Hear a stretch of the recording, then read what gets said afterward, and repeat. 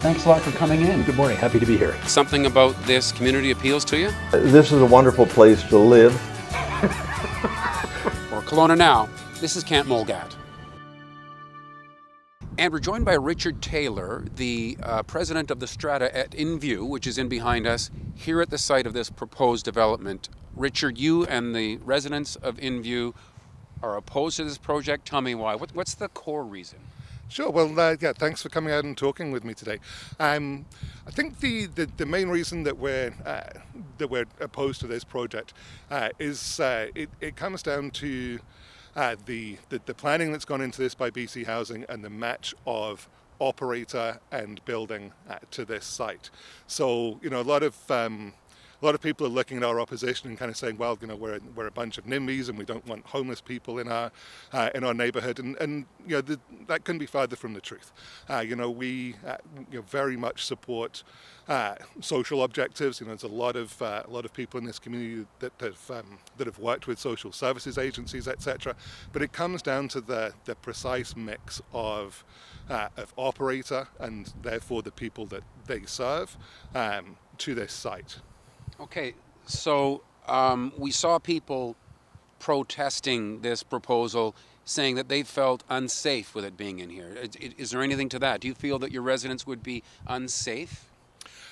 They certainly feel that they would be unsafe. The population of this area is largely seniors. Within 500 feet of this site, we have over 300 homes, and 80% of the residents are seniors. So around 500 to 600 seniors live very close to here. So their fears come from the type of resident that the John Howard Society, who would be the operator of this facility, tend to serve. And I think some of that's based on the statistics that they publish themselves in their annual reports.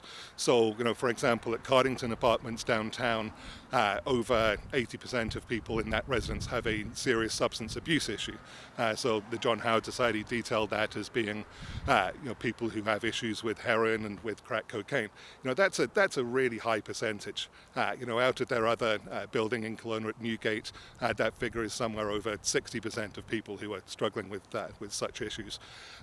Mental health issues, they report around 20% of their residents are on the schizophrenia spectrum, which can lead to unpredictable behaviour. And that's what's got people scared. They don't know exactly who's going to be living here. Okay, they're scared, but do you think that they have good reason to be scared? I think to a degree they do. I think there's an element of unpredictability that comes with people who have serious mental health issues or serious substance abuse issues. If you've ever had to deal with somebody who is high on crack cocaine or is desperate for a heroin fix, they can be scary people to deal with, and they can have quite a negative impact on the community around them. You mentioned Cardington House. I was covering that story as it unfolded, and business people in the area had picket signs out, and they were extremely worried about the impact it would have on businesses. Once they put it in, things were pretty quiet, and now we see new projects coming in nearby, and no one gives it a second thought. So isn't it quite possible that we'll see the same thing here? A lot of fear, and then they build it and people go, oh, not so bad. It's a possibility. I think we just don't know. So for every Cardington Apartments that's turns out to be a relatively positive story, there's something else that's not so positive. So there's a lot of projects in Vancouver and in Victoria where harm reduction supportive housing has been put in very high density neighbourhoods, and they've caused significant problems. So for example, the Marguerite Ford apartment complex that was put in Vancouver's Olympic Village, there's just over 100 people there, and that garnered over 700 calls to the RCMP in its first year of operation. So, where on that spectrum will we be? We don't know.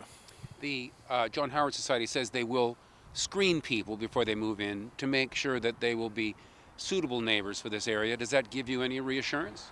A little reassurance. I think some of the questions that we've asked of BC Housing and the John Howard Society that they've not been able to answer or not been able to make certain commitments, they're concerning. So we've asked of the John Howard Society and BC Housing. John Howard on its website says that they take responsibility for housing high-risk offenders. So we've asked, will you be housing high-risk offenders in this neighbourhood? And they've not been able to rule that out. We've asked, will you be housing people that have a record of sexual offences in this building? And they've not been able to rule that out. We've asked, what percentage of people in here will have an active serious substance abuse issue, and again, we've not been able to be, given any answer to that question. Right. So, is it possible that these answers will come and be considered, and it'll sort of mollify your concerns to the point where you might even support it, or do you think people are pretty entrenched in their opposition? Well, we've gone to BC Housing and we've gone to the John Howard Society with some ideas for making this project work, and they've told us that they're not even open for discussion. So, one of those ideas, for example, was looking at the building here and restricting it to people who were 55 and over, with the idea being there that John Howard serves an average age of 52 years old. So our proposition to them was, in this neighborhood where there's a lot of seniors, why not house the senior people that you serve here and the more younger people that the seniors that live here may see as more of a threat, house them in one of the other buildings in Kelowna, such as Cardington or Heath House or out at Newgate Apartments. So that was rejected. One of our other proposals was to say to BC Housing, hey, this is a very family-friendly neighbourhood.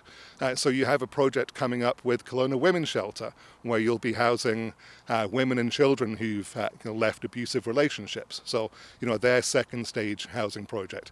We said, why not put that here and put this project on the next piece of land that you're looking at buying, which I understand is the old Ponderosa Motel site, and that was rejected. So we feel like we've tried to have a conversation, tried to negotiate, tried to come up with a lot of alternative solutions, but we just feel that there's fingers in ears. Right. Well, anyway, thanks for giving voice to it. Appreciate it, Richard Taylor. Thank you very much. President of the Strata Council at Invue, and thank you for watching Kelowna Now.